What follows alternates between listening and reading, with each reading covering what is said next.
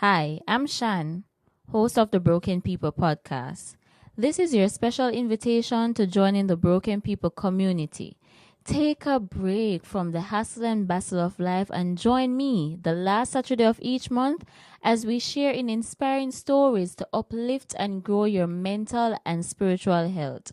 And you know we have to do it Jamaican style. None is exempt from joining as we're all broken, just in different ways. On forward.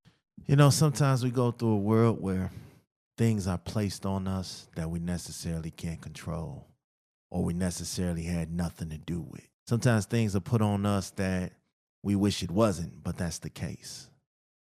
Tonight's episode, we're talking about stereotypes. We're not talking about the stereotypes in the world. We're talking about specific relationship stereotypes that need to be brought to the forefront.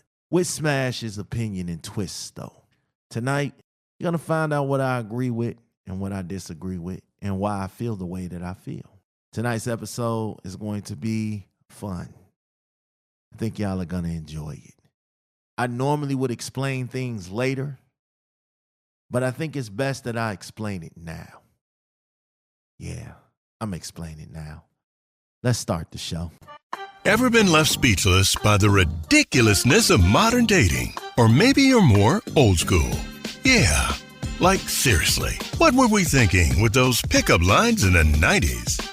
This is I'll Explain All This Later, the podcast where we dissect the crazy world of relationships. From dating app disasters to in-law interventions, we'll cover it all. Now, some of our takes might be a little hot, but hey, that's what you get when you press play and tune in. We'll explain the logic behind it all. Eventually. Anyway, let's dive in.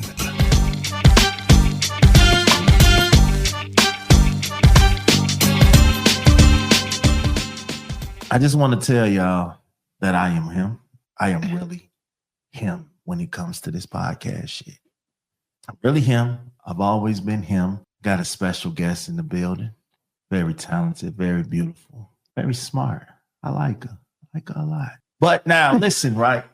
Y'all know what it is, man. And if you don't know, now you know what it is, what it always is going to be. Tonight is a very different episode for me because I want to dive into it on why stereotypes and different things occur in relationships and people don't speak on it. First of all, I'm going to nail down a few things that I don't agree with. First of all, there are stereotypes that speak of the angry Black woman. I used to think that was a thing. I used to think that all women who had bad breakups, who didn't know how to keep a man, who didn't know how to get a man, were angry, were bitter, always had a issue with a man. Yeah, I used to think that was the. I don't think that's a thing anymore. I think a lot of women, and I'm going to catch some flack for this. This is why I brought Miss Shannon along tonight. A lot of women are what they attract. It ain't us that they're bitter at. It's themselves for the choices that they have made, picking some of the men that they have picked. Not all women, but a good portion of you beautiful ladies, y'all have a problem picking ain't shit niggas and then pushing that weight onto the real niggas. I'm a witness for that. I've seen that. What's so funny? I'm listening to you. Because when it's my turn. So I don't believe in the angry Black women. I believe the angry Black women are angry at themselves. And here's how you deal with that. Ladies, stop picking ain't shit niggas. And I know it's easier said than done, but you have to have a vetting process. You have to know that knight in shining armor might be that way for the moment, but you got to learn how to vet who you're dealing with. And then if you keep running into ain't shit dudes, don't make the real niggas that you run into pay for the ain't shit dudes. See, I nailed it. Simple. There you go. So the angry Black woman, what do you think about the angry Black woman and how does that relate to you at all? Were you ever an angry Black woman? Let's say for a period of time, you could describe me as an angry Black woman. Why? What was you doing that made you an angry Black woman? Not understanding why I was being done the way I was being done. not understanding and knowing how to get out of those situations, and not taking the time out to learn and teach myself how to avoid those situations in the future. So would I say I was angry? I wouldn't really describe, I would say frustrated, scared. Yeah, I think more so those words than saying angry. Because if that was the case, then I might become what I was going through towards people. And I never did. I didn't become abusive mentally, physically, or verbally. I just became more defensive. So wait a more minute, you was out protective. here fighting dudes? Well, dudes was trying to fight me. I mean, don't get me wrong. The best thing I got out of that is simply I learned how to fight. Oh, So okay. it is what it is. Okay, I thought you was out here like baby D and motherfucker. Nah, that's what I said. That like if I simply became what I was attracting, then moving forward, I would have been doing what niggas did to me, or men, ain't shit men did to me in the past to new niggas, new men.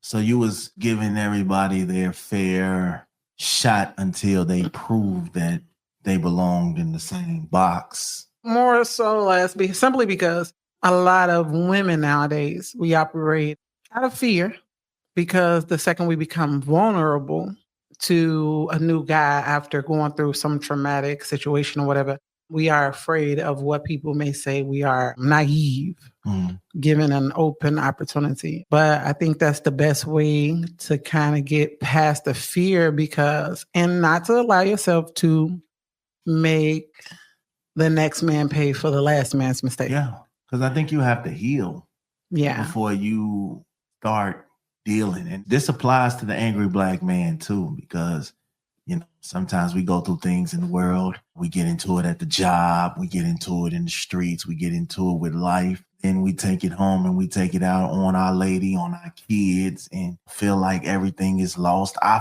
felt that. I had situations when I came into life and I just wondered, like, man, this ain't the way to go. This ain't how this is supposed to be. And I would take it out on whoever was in front of me and, you know, belittle them or disencourage them or things like that. And it just made me feel, at the time, I thought it was a man thing to do. But as I realized, like, man, I've probably hurt a lot of good people and turned them into bad people for their next situations that might have been better for them. Let's say guarded. Let's not say bad. Let's say guarded. No, I was bad. Now, I'm not saying you. I'm saying when you say you may have turned them to bad. I believe because I've seen it where they've been in relationships after me, like even with my kids' mothers.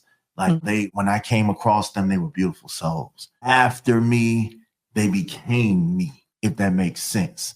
Like when you're in a relationship, you're supposed to teach your partner things. So I think the bad habits and the things that I was expressing to them kind of rubbed off on them, and they took it out there into the world instead of all the good things. So it took them a while to regain love and trust and all these things because of me. I can say that because I was an asshole. I'm not now, but I was. So I think with the thing that stereotype, I don't agree with it, because no woman just wakes up angry as far as relationships. Something has to have happened in order for her to gain that mentality. You just don't wake up and just say, you know what? I'm going to pick a fight with this nigga. I'm going to argue with this nigga. This nigga cheating. Or I had a dream you was cheating. Like, I take that back, because I've been around some women who have woke up and just decided, yeah, I'm going to pick a fight with this nigga just because. And I've seen it. You know, the whole I dreamed you was cheating on me shit. That wasn't a dream, baby. That was reality. But since it became a dream, you know, sometimes like people wake up in their dreams and they be, oh, I dreamed about fishes. That means somebody pregnant. Like that type of shit be speaking into reality. Like, so you got to be real different with that. But stop being so goddamn angry, ladies. Go get some counseling. And there's another stereotype that people don't really talk about. They say men like to fuck all their problems away. I'm going to tell y'all right now, it's not true. Because even after them problems, even after we fuck, them problems still going to be there, whatever they is. That light bill still going to be there. That light bill, $2,000, it's still going to be $2,000 after you bust that nut. If you and your girl, y'all having problems, them problems ain't gonna go away because y'all fuck it. It might hide it. Y'all can hide those problems for a moment, but them problems still gonna be your problems. I get it. I used to be the dude that anytime I went through something, I had to fuck. I had to. You know what I'm saying? And then I realized as I got older, man, them problems still there. That stress still there. You know, post-nut clarity is what I call it. After I bust this nut, I ain't mean none of that shit I was saying. Mm-hmm. Like I told a bunch of bedroom lies. So we got to stop with the whole sex kills everything and it makes everything better. And you can get rid of all your problems during sex. Sex confuses the situation sometimes. You think that? I agree. Yeah. See, we agree on something. Here's another one. Women are emotional. Men are logical. I'm going to disagree. I'm going to tell you why. Because men can be emotional too. And women can be the smartest one in the room. I've seen it. I deal with it sometimes with her. There are times that there are things that in my mind would make sense to me, but she would come around and give me a different perspective. So it'll be a different balance. And then I have to think twice about it. So what do you think about that though? You think women are more emotional and men are logical out of the... Oh, absolutely. I still stand by that. I mean, because that's the way we are built. Now, it does not mean life experience does not make us to be more logical thinkers, especially when we have to take a time or a period in our life where we have to do everything on our own. So we have to learn that logical, emotional balance until we actually have a man that we can rely on, depend on, and trust with that frame or that portion of our lives. But naturally, of course, women are emotional creatures. Why do you think they give us the whole perception of being an angry black woman? They're not saying that we are, stubborn or stupid. They're saying we are angry, and that's an emotion. Not understanding the whole situation with how a woman is feeling and why she's feeling that way. More so a man, he can be upset with a woman and still understand that the obligation or the priority of their home and their house and the things that they need that he is responsible to provide, he still has to do that. I'm a logical dude.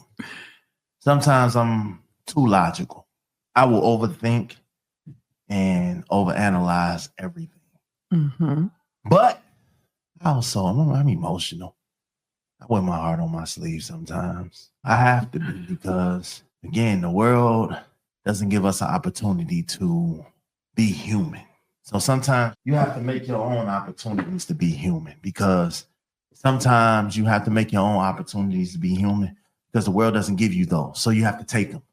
I'm not afraid to cry. I think there's a limit, though, of being emotional and how you do it because you don't want your world or your woman or anybody to see you being emotional, but it's okay to be emotional as a man. And I'm tired of people feeling like that. That's another stereotype, that men aren't supposed to cry or they aren't supposed to let their feelings out. They always supposed to have all the answers. I'm here to let you know that's not the case. Sometimes I don't have all the answers. If I had all the answers, it wouldn't be no need for me to be in a relationship, right?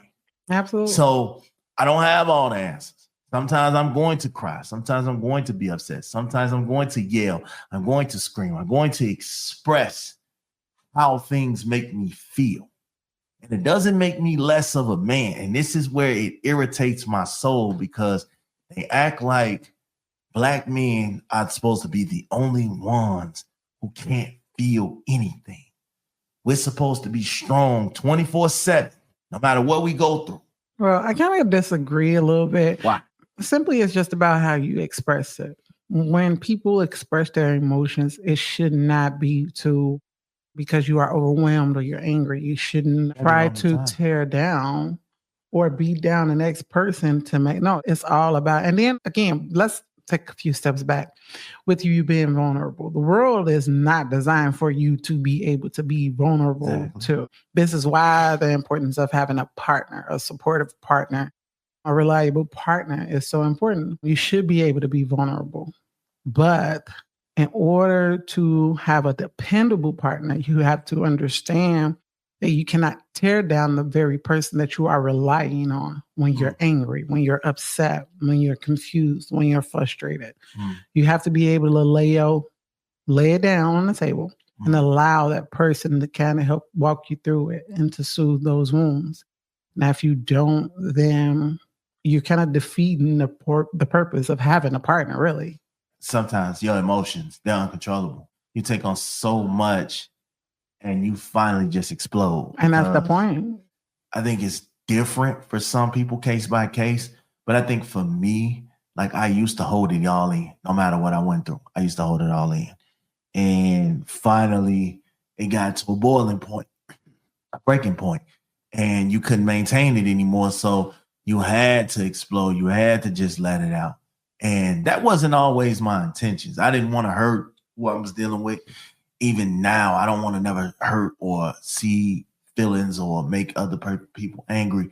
But sometimes things are uncontrollable. And I think before it gets to that point, speak on it.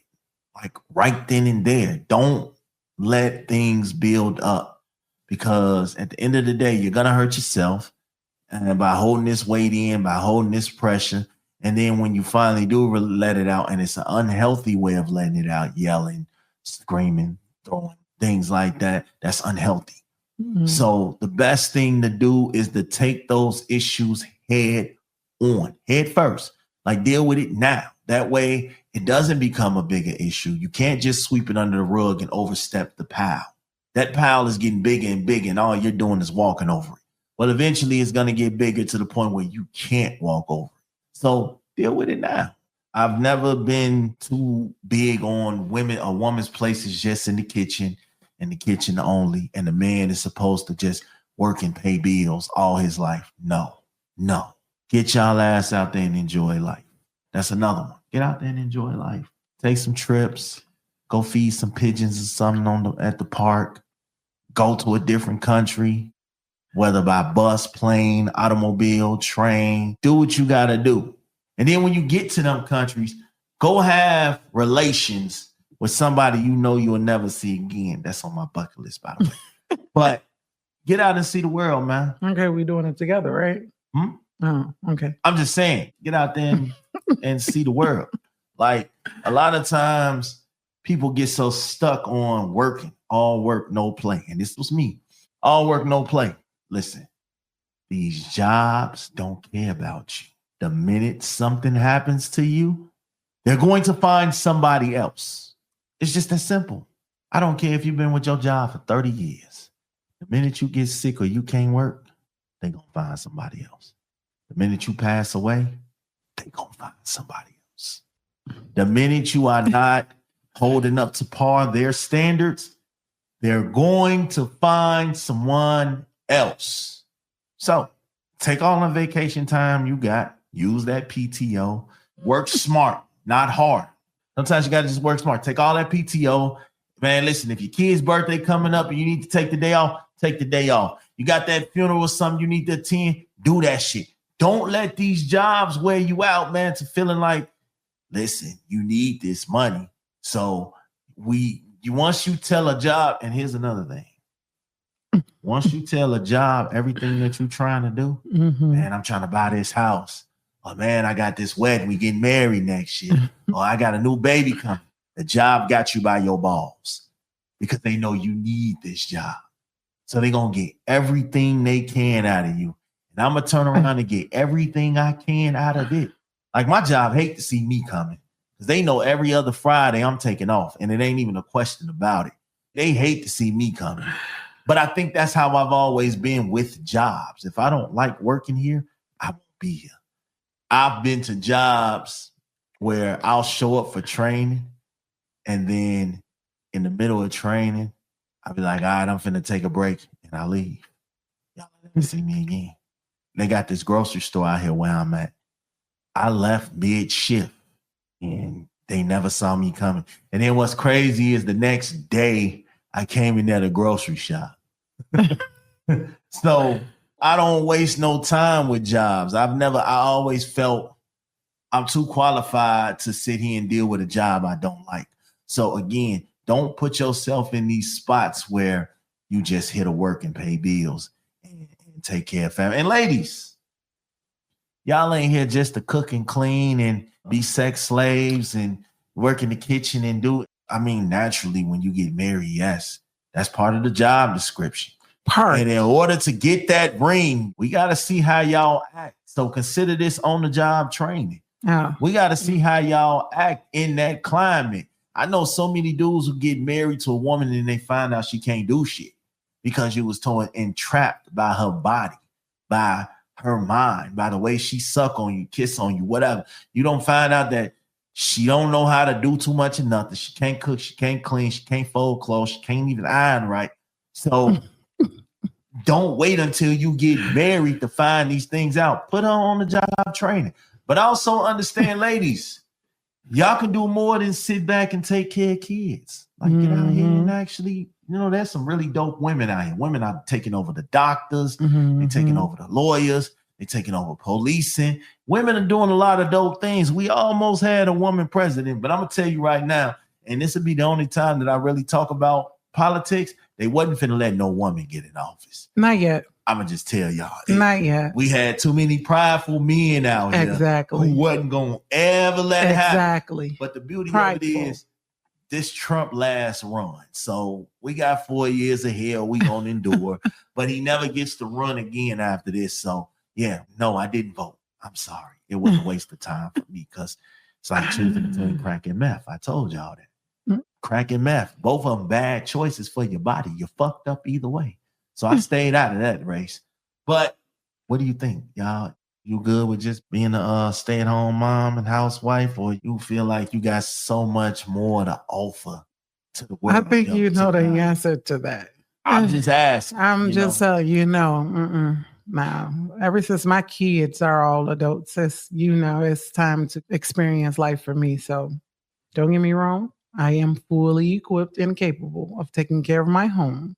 But for me, I want to experience life. So I want to travel. I want to enjoy just being a woman, seeing the world. That's what it's all about to me. That's what I'm saying. But you can see the world. But the thing about it is, you got to make sure home took care of first. That's where y'all women get my home is taken care of. Y'all got to take care of home first before you go out and try to play. See, most people be trying to go out and play without, and home is all fucked up.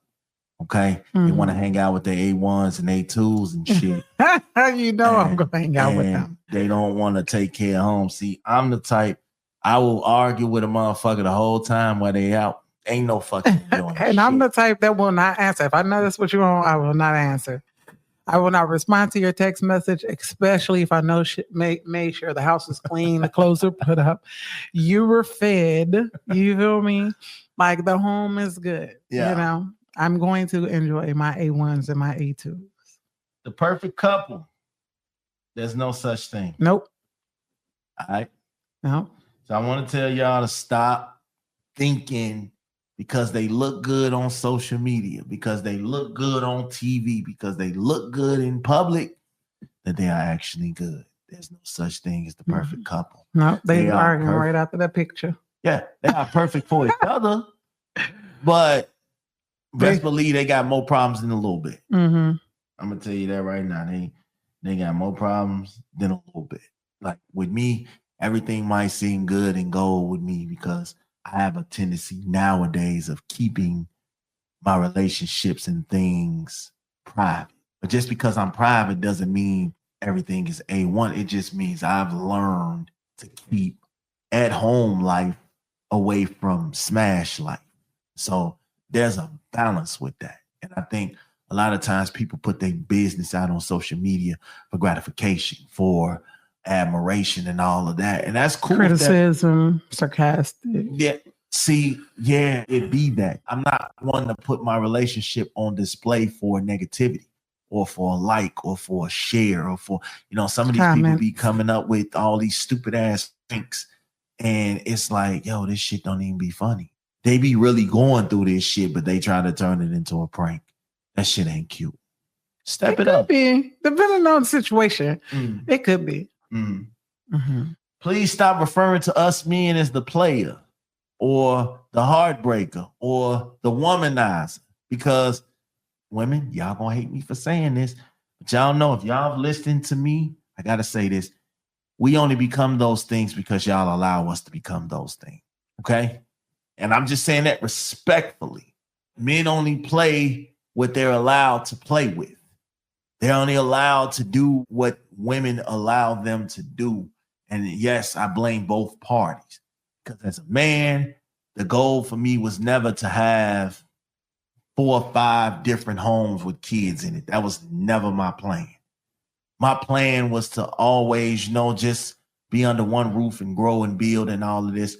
But at those times that I was creating these lives, these women allowed me to live the way that I wanted to live.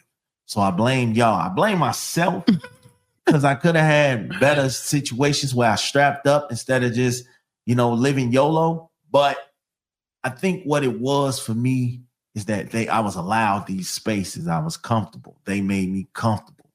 I had women who accepted my lifestyle because they knew, like, this guy, this is what he does. Yeah, he takes care of the home. He takes care of the kids. He takes care of me. So I'm going to let him roam. And I think you guys got to find a balance with that. Not enough to where he's embarrassing you and disrespecting you, but enough to understand that he can still have a life. Being in a relationship is not a death sentence. You're not supposed to just live, die, and be in this relationship. You can still have friends. You can still do the things that you like. Going to the casino before you got in this relationship. Mm-hmm. Go to the casino. You like going to the club. Go to the club. There's no telling you not to do these things. You just have to be a little bit more respectful now. You're thinking for 2 instead of 1 now. You're not just thinking for self. Now you got to think about your partner. And that's what it is. Start thinking about your damn partners. Stop enabling stupid shit. And fellas, step the fuck up. You're hearing this from Big Smash. And because I've lived this life, and my goal has been to always pass the knowledge and understanding of things that I've learned, because I don't want y'all to make the same mistakes that I make. And the player, heartbreak, and all that stereotype, I wouldn't even say I was any of those. I would say I was just living my life, trying to gain experience. You can't know what you like until you actually do it. That comes from Big Smash. Older men, younger women. I want to talk about this. First of all, as a man who has been on both sides of this coin, I've dealt with older women. It's been my thing. I loved older women, but I think there's a thin line between that and being downright creepy. If you're over 40 trying to deal with somebody that's 18, you out of order. I don't give a fuck what you're talking about. I don't give a fuck. That's men and women. I don't give a fuck. Like, there's nothing your 40-year-old ass can teach this 18-year-old fresh into the world of life. There's nothing you can teach her. All right? Mm-hmm. You can teach her how to be a nurse, because that's exactly why you walking around with diabetes and high blood pressure and expecting this 18, 19, 20-year-old girl to be your woman, to cook and clean, make sure your medication is on point. That she's a fucking nurse. She has no experience, no understanding. The expectations is not there. It's not even necessary for it to be there because she's not of age. Yeah. So she's technically your nurse. Yeah. That shit creepy as hell. And for all the dudes that's out here watching all these little girls in the hood grow up, then when they get of age, or sometimes they don't even wait till they of age, they go for it. And I just be like, man, listen, I will hurt one of you dudes. I ain't even gonna lie to you. I will hurt one of you dudes you play with minds. It ain't even a question. Like I will hurt one of you dudes. I think find somebody your own age or older. It's just that simple. You got 20 years on this person. What the fuck? Like when I see shit like that, Marcus Houston 40, he married that young little girl. And I'm just like, nah, Chief, I can't even get down with you like that. You giving me R. Kelly vibes when I see this. And then that pastor who I seen a video of a pastor, and he called out his because I think he was like 65 and his wife was like 22 or some shit. And he called out his congregation because they had an issue with it. And he's telling them, yeah, I wish one of y'all would try to fight my wife or do something to my wife. And I'm just like, dude, You are lucky to have a flock right now like that. You don't feel that shit is inappropriate? That shit is creepy, bro. Y'all gotta stop doing that shit. That stereotype that all older dudes love young women, that's bullshit. I've never looked at an 18, 19, 21-year-old, and I'm 38, and I've never looked at somehow, oh yeah, she fine as hell. I do that. No, nigga, that's do better. Big Smash, you sure about that? You goddamn right, I'm sure about that. I was just asking. Shit. I can see if I was 25, 26, looking at a 20-year-old or something like that. Okay, cool. But at 30, if you ain't 38 and older for me, I got no qualms of walking away. I walk away real quick. The nice guy. Let me tell y'all something. Nice guys finish last. Okay? It's always been a thing. Nice guys finish last. How many nice guys have you fucked over because they wasn't the bad boy liar type? Okay, so if you asking me, yeah, I've never actually fucked over a nice guy. Okay, so let me explain. No, I've never fucked over a nice guy. I kind of find myself, okay, so earlier in life, let's just say this, I've always been attracted to the thugs, the street guys, you know, this and other. And of course, I went through that stage and that phase. And then I actually started being attracted to nice guys, understanding and knowing that the nice guys are the ones that have not really found themselves or established themselves. And I'm the type of partner, I'm very supportive. Whatever you choose you want to do, I'm going to support it. I'm going to do the research on how to get you to the next level. I'm going to help to elevate you. It's just that simple. Now, my issue with the nice guys is once I build them up, they seem to get ahead of themselves, get big-headed, and then now they feel they were too good for me or they deserve something better than me. And I've always explained to them, and I can honestly say, you know, I'm not trying to pat myself on the back, but seriously, I don't have an ex, good guy, bad guy that does not want to come back simply because what I give them is genuine, it's pure. It doesn't come from a place of trying to make you feel like you owe me something or I'm deserving of something. That should be something you should just willingly and freely want to return back to me. Because when you were at not your best, not to say your lowest or your worst, but when you were not at your best, I was there. I helped to uplift you, support you, guide you, coach you, whatever was needed because you were my partner. And so when you got to where you thought you wanted to be, you thought you were walking away from something when you failed to realize I was the prize. And they always seem to realize that after the fact or once I've, you know, taken the time out to reevaluate the situation, and it's too late at that point because trust was gone. And once you lose my trust, it's kind of like you lose my love. Yeah, I can see that. You know, I started off being a nice guy. And then, you know, relationships and people I came across turned me into a demon. So now I'm trying to, you know, recorrect myself and take myself back to who I was, because there was a time that I was so full of life and I was happy and I was out here and had fun and I had ball and I had time and I had a ball. It was fun. I was living my best life, and then Cupid came in and fucked me over. So then I got to the point where it was like, who was Cupid? Cupid. Oh, you know. Okay, love. Okay. Yeah. So I felt like, yeah, fuck this shit.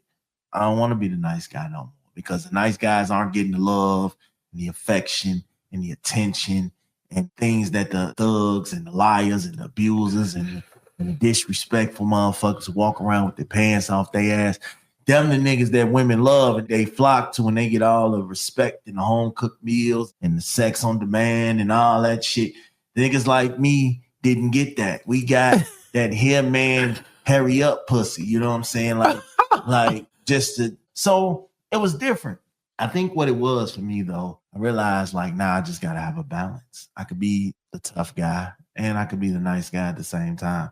You don't necessarily have to stop being one. You could be firm in your morals, firm in your standards, firm with how you carry yourself, But you can also have that attitude where I'm not the one to play with. Don't play with me. It's all about holding your head and holding yourself accountable and carrying yourself in a way that a woman will want to be with you because of how you carry yourself and not just what's in your wallet. Which brings me to the next one. Gold diggers.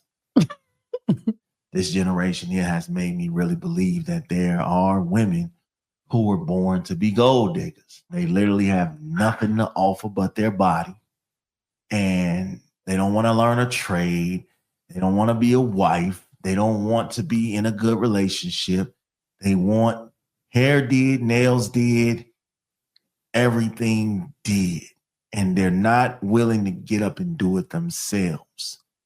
This generation has become the most proudest group of gold diggers and garden tools that I've ever met in my life. Like, they are proud of having relations with multiple men, and long as they bills are paid, which I get it. Prostitution is the oldest profession in the world. It is. Well, okay, we can't say just the new generation, because I feel like, me personally, I feel like the new generation are hustlers. They have found multiple ways, especially with the TikToks and all of this internet, Instagram. They have found multiple ways. I mean, don't get me wrong. It's still a hustle. It's still a hustle. It is. But if you refer to... I don't want you when you woe out now. But listen to me. Everybody need love. But at the end of the day, like, I mean, if you're talking about just a certain type of woman, okay, we can talk about that. I believe 85% of women walking this earth who are not married. Matter of fact, take that back. 85% of women walking this earth are gold diggers. Yeah. 85% of women walking this earth. You know how many women you are telling that to or saying that to? I disagree. Married for what that man can do, or you either got with that man for what that man can do. You know how many niggas done got their hearts broke because they money done ran out, and now that woman is no longer... I just seen an article where a woman said she got married to a dude. Once he lost his job, she was gone. She was out of there because she said that she set the expectation before they got married that you are supposed to take care of me no matter what. Good times, bad times, hard times or not, you're supposed to take care of me, and I don't have to do shit because being with me is worth everything that, you know, the headache that I give him. And I was just like, yeah, this is the most entitled. I mean, you still got to look at both sides of it. No, I mean, you cannot. Yes, you do. You have to. You can't look. You don't want to look at both sides. That's the thing about it. You leave your man at his. You leave your man at his worst. But what about the women that sat there and help? It cannot possibly be 15%. If you're telling me majority of the women are walking around here angry simply because of what their experiences in their past lives. 85 might be a stretch. Yeah, it's very much so a stretch. Maybe 84.5. Nah, I'm just playing. But if you're gonna be fair, do a 50-50. There's a good percentage of women out here who marry for money, who deal with. I agree, but then and dudes do it too. Don't get it twisted. I'm on y'all ass too. How many dudes done sat here and dealt with a woman because he got a home cooked meal waiting on him, because he got a roof over his head, because he got a bed to lay in, a shower he can use, a car he can use. So I'm not just getting down on women. Y'all know me. I'm very, very fair. I'm not just getting down on women because dudes do it too. Let's do 51-49. 51 being men. Yeah. No. Yeah, you already agreed. Hell no. You already agreed. So it has to be. I've never wanted to use a woman for what she could do for me. But that makes you part of the 49%. But see, here's the thing though. But if you're giving me all of these things, and I don't have to commit to you, and you're giving me all these so you things, are part of the 51%. So here's my thing, because we're gonna kind of take a few steps back. Remember, you said you did not plan to have 5 different households, right? Facts. And the reason why you were doing what you was doing because these women were allowing you to do it, right? So that makes you part of the 51% that caused damage to a woman. That caused damage to a woman. You were using them for what you wanted to use them for. It may not have been materialistic. It may not have been for a place to stay, but for the thrill or the excitement that you needed in those moments, You did just that. And then you went and did whatever you wanted to do with the next woman because what? I had my own house. It don't matter I had about my what you own had. money. At the end of the day, you still needed them and used them for I something. paid my own bills. You still use them for something. They bared your kids. Slang good work. It don't matter. They bared your kids. I didn't need a woman. It had to be good enough for you to have kids with them. I didn't need a woman. I wanted a woman. Again, it must have been good enough for you to have had a kid. They bared your kid. Mm-hmm. I didn't want a woman. I needed a woman. You were going to know that through the door. I didn't need you. Mm-hmm. You know, I loved your company. I loved you having around. I never dated a woman for what they could do. I've dealt with women who had money, who had good money. And that with that thought, I love the PlayStation games and all the shopping trips and shit. I love that shit. But for some reason, that made me feel like not the man in the relationship. You know what I'm saying? So yeah, I don't understand how dudes can get comfortable with a woman taking care of them and they just lay on their ass. Like you get up and you see your woman go to work every morning and you just kick back and kick your feet up. I could never be a stay-at-home husband or a dad or nothing like that. I got to do something. I have to. But my thing has always been, okay, there's a million women out here running around with pussy. What else can you do? Is that where you are now in life? Because I'm pretty sure if you were thinking like that earlier, you wouldn't have 5 different homes. Well, see, at that time, exactly. I was in the streets. Exactly. You know what I'm saying? I wasn't looking for no relationship, and they knew this and still decided that they wanted to deal with me. Exactly. Now, I'm not going to sit here and say I told every woman what it was. No, I don't want a relationship. I've never sat there and told them that. But there are women that I have let know from the jump. Listen, I ain't looking for no relationship. You know, we can have fun. We can see the world. You're more than welcome to be over here. We can kick it, whatever the case is. But I ain't looking for no relationship. But there are a lot of women that I led on because they allowed me to. I've had women who saw me out here doing doing cheating, lying, whatever, and still decided to stay. So the object of the game is to find love when you in these relationships. But sometimes people aren't looking for love. I don't want to, if you out here looking for help and you over 30, like strictly, you just out here looking for a relationship for help. You're not looking for love and you're over 30, you need your ass whooped. I ain't gonna lie to you. Respectfully. Love or commitment? Because it's the difference between for me. It's not. It's not. But if you love someone, aren't you committed to them? No. Why? Easily, because why do you think so much cheating is going on? When people love people, their partners or their multiple partners, but they are not able or capable of committing. I could see that. I mean, I love my people. And when I was with them, I was with them. But you was also with other people. But when I wasn't with them.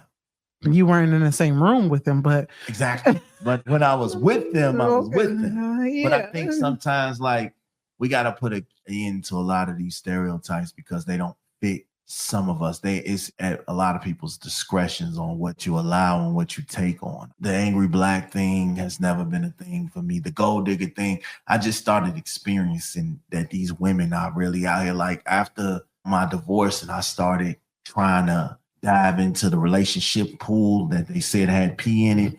It's definitely got pee in it. It's definitely a jacked up pool. Oh my God. You know, I went to a separate pool. See, what I figured out was the pee in it on the deep end. You got to go to the 6 feet end because a lot of people can't swim. So you got the ones that can't swim, they fucked up the 6 feet side. So what I've learned now is to go get my life raft and swim on to the deeper end. You know, the ones where people can't swim because I can't swim. That's how I know the dating pool had pee in it. So we had to switch it up. Now you had to go out into the ocean. Yeah, you had to go deeper because everybody's sitting around in that 6 feet. But that's trying too. A lot of people are afraid to go out into the deep end because it's challenging. It's more communication. You have to open yourself up to those people. Yeah. Or you will drown or sink, either one. And that's scary in itself. Yeah. Listen, y'all already know what it is, right? So for the next episode of I'll Explain All This Later, we're going to dive into something. I'm still thinking about how I'm going to do this. But the next episode, we talked about a little bit about it. The next episode, we're going to talk about vulnerability. That's for men and women. So listen, shout out to Miss Shannon. What'd you think about your first conversation with me on a microphone? What you think about it? You know, I'm always down and up to talk about anything. Okay. So it was very exciting. A little nervous, but for the most part, it was nice. Well, yeah, there's this thing that I would get out here with podcasters and they would get out here and they would experience a conversation with me. Then all of a sudden, you know, they had an uptick in what they were doing. I like to call that the big smash rub. And that means you were standing next to a star, because I was a star. I'm more like Eclipse now. You know, you barely see me, but when you do, that's, you know, it's special out here. So shout out to everybody that has benefited from a big smash rub, whether indirectly or directly. You got one of those from me, and I appreciate you because you also rubbed off on me. I learned a lot in this new journey that I'm on. So on the next episode, y'all already know how we rocking. We're going to be talking about vulnerability. Get ready for that. Y'all might end up crying or some shit. I don't know. We'll figure that out. Until next time, I'm going to let y'all rock how y'all rock. Y'all already know what it is.